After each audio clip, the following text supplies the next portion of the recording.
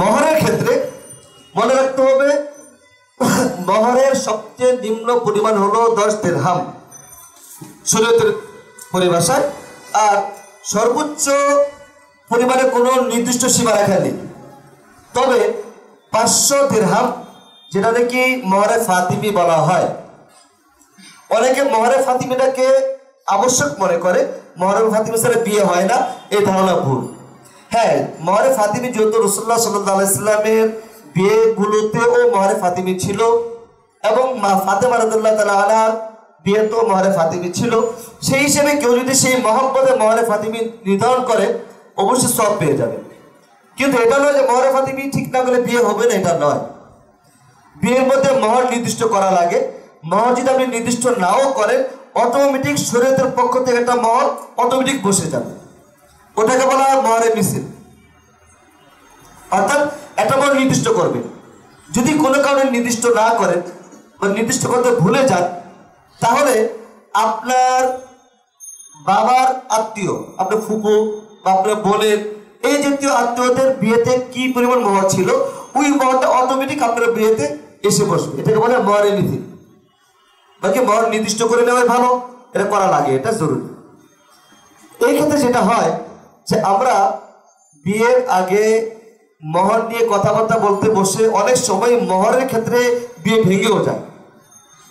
ছেলে পক্ষ চায় যত কম দিয়ে বাঁচতে পারি, মেয়ে পক্ষ চায় যত বেশি নিয়ে বাঁচতে পারি। আবার একটা কথা আছে, আরে মহর লেখানোর জন্য কাবিননামা, এটাকে বলে কাবিননামা, মহরও বলে না, কাবিনের একটা ফর্মালিটি, এটা দেওয়া লাগবে না, তুমি লেখো 10 লাখ লেখো, 10 লাখ লেখো। যদি কেউ মহর লেখলো না দেওয়ার নিয়তে, তাহলে তার গুনাহ হবে, কবিরা গুনাহ হবে সারা জীবন। যদি কেউ মহর আদায় না করে, তাহলে স্ত্রীও যদি স্বেচ্ছায় খুশিতে মাফ না করে, তাহলে বান্দার হক নষ্ট করার অপরাধে সারা জিন্দেগি আপনি গুনাহগার। কাল কিয়ামতের ময়দানে হিসাবের সময় স্ত্রী যদি তার হক দাবি করে বসে, আপনার জিন্দেগির সমস্ত আমল দিয়েও কিন্তু আপনি 10 লাখ টাকা পুরো করতে পারবেন না। বান্দার হক, এটা মনে রাখতে হবে। এটা কোনো ফর্মালিটি নয়। মহর যা নির্দিষ্ট করবে সেটা দেওয়া লাগবে এবং পুরোটাই দেওয়া লাগবে। কিছু দিলাম কিছু না দিলাম সেটা না। এটা হতে পারে কিছু এখন দিলাম, কিছু আমি আস্তে আস্তে দিলাম। এই জন্য সবচেয়ে উত্তম তো এটাই, ছেলে কত টাকা মহর দিতে পারবে, কত টাকা দিতে পারবে, তার সহনীয়ভাবে একটা মহরকে নির্দিষ্ট করা, দেওয়ার নিয়তে। হ্যাঁ, এটা না 10 লাখ টাকা মহর নির্ধারণ করলাম আর বাসর ঘরে যেই স্ত্রীর পায়ে ধরে মাপ চাইলাম। আরে এর থেকে বড় কাপুরুষ আর কি আছে, যে নাকি বিয়ে করার মহরের টাকা তার কাছে নাই, মহর নির্দিষ্ট করে স্ত্রীর পায়ে ধরে মাপ চায়। একে সুপুরুষ বলে না কাপুরুষ বলে? আমি তো দেখে অনেক বড় কাপুরুষ বলি, এর থেকে বড় কাপুরুষ দুনিয়াতে নেই।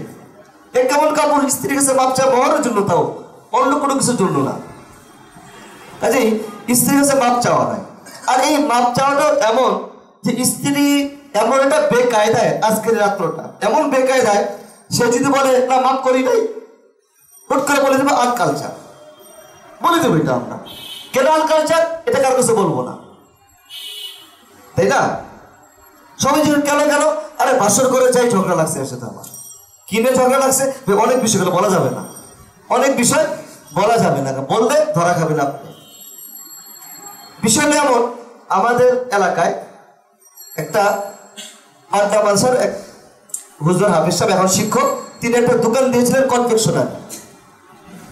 এই কনফেকশনারিতে রাতে 11:30 থেকে 12টার দিকে দোকান বন্ধ করবেন, 4টা শাটার, 3টি শাটার নামিয়ে ফেলেছে, 8টা শাটার অর্ধেক নামিয়েছে।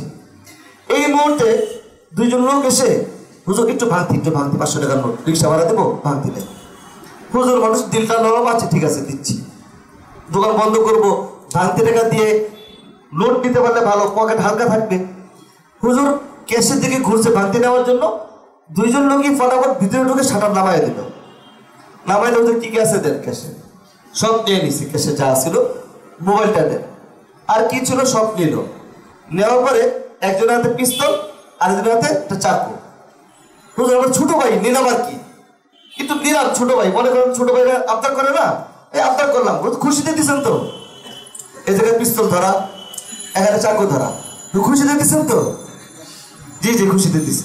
ভাই সাহেব বলেন, কারণ এই চিন্তাকারী মাসালা জানতো, বান্দার হক নষ্ট করলে আল্লাহ মাফ করবে না। মাসালা জানতো, হাইসা বলেন, হাইসা বললাম বুঝে যাবে না, হেসে বললেন যে আমি খুশিতে দিলাম, খুশিতে দিলাম, নিয়ে যাও। তাহলে হুজুর পিস্তল আর চাকুর কবলে খুশিতে সবকিছু হাতিয়া করে দিল হুজুর।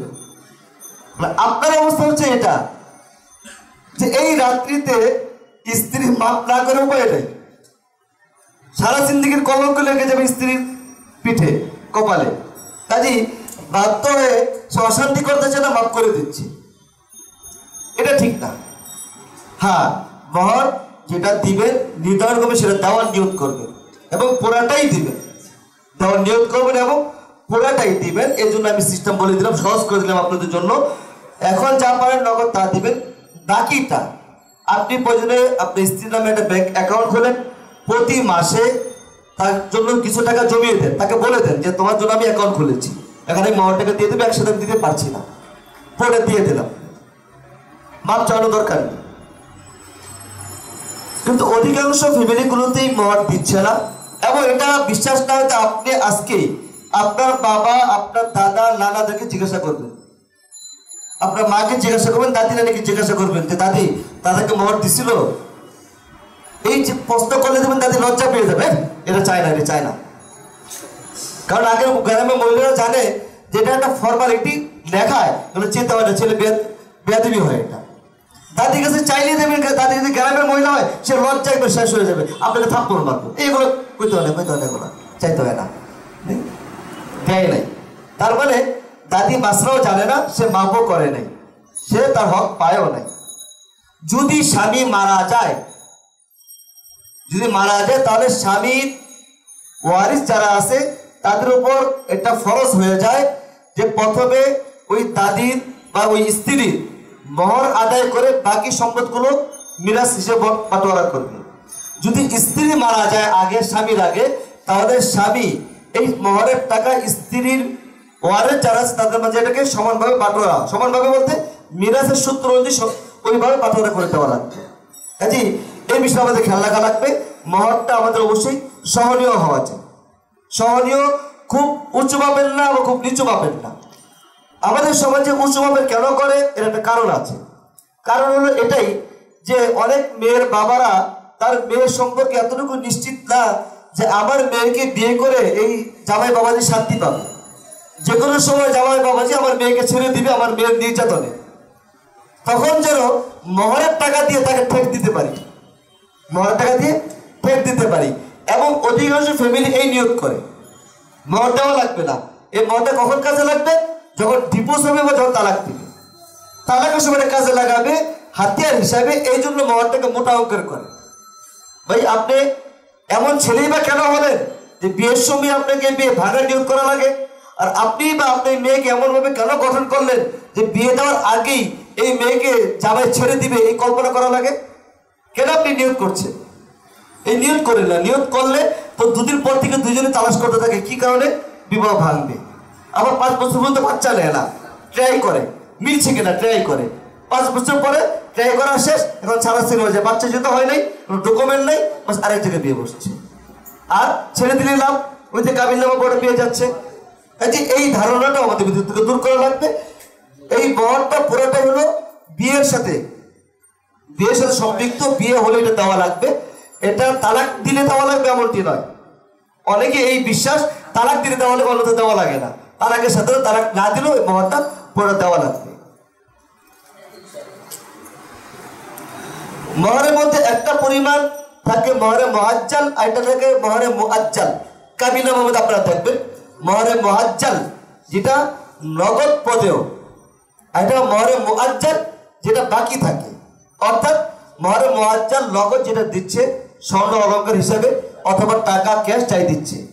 আর মহরে মুআজ্জাল এটা হচ্ছে যেই প্রকারটা বললাম, এটা হলো তালাকের সাথে সম্পৃক্ত করে রাখে সমাজ, আসলে এটা তার সাথে সম্পৃক্ত না। মহরে মুআজ্জালের সময় স্ত্রীকে স্বর্ণ দিয়ে থাকে। আচ্ছা, স্বর্ণ দেওয়ার সময় একটু ঝুলিয়ে রাখে স্বামী, পুরো অধিকার স্ত্রীকে দেয় না। এই জন্য দেয় না, যদি কখনো ছাড়াছাড়ি হয়ে যায় তাহলে জন্য 5 লাখ টাকা স্বর্ণ স্বামী আবার পুরোটা রিটার্ন পায়। তাহলে কিন্তু এটা মহর হবে না। বলে এটা মহর হিসেবে দিলাম, কিন্তু এটা মালিক কিন্তু আমি। এটা কেমন হলো? এটাকে আপনাকে হাদিয়া দিলাম, কিন্তু মালিক আমি। এটা কেমন হাদিয়া? কাজে অনেকে এটা বলে যে 3 লাখ টাকা স্বর্ণ দিলাম মহর হিসেবে, কিন্তু এর মালিক স্বামী। এটা যদি হয় তাহলে কিন্তু মহর আদায় হয়নি। যদি স্বর্ণটাকে মহর হিসেবে দেন, তাহলে এখন থেকে এই স্বর্ণের মালিক পুরাটাই স্ত্রী। স্ত্রী ইচ্ছা করলে ব্যবহার করবে, ইচ্ছা করলে বিক্রি করে দিবে, ইচ্ছা করলে দান করে দিবে, ইচ্ছা করলে কাউকে হাদিয়া দিয়ে দিবে, যা খুশি তা করবে। আপনি জিজ্ঞাসা করতে পারবেন না তুমি কি করলা এটা। কাজে এটা অনেকেই মহর দেয়, স্বর্ণটাকে মহর হিসেবে নির্ধারণ করে, কিন্তু এটা ঝুলিয়ে রাখে। এটা ঠিক না। এটা तमन्ना मुद्दतों से है जमाले मुस्तफा देखो।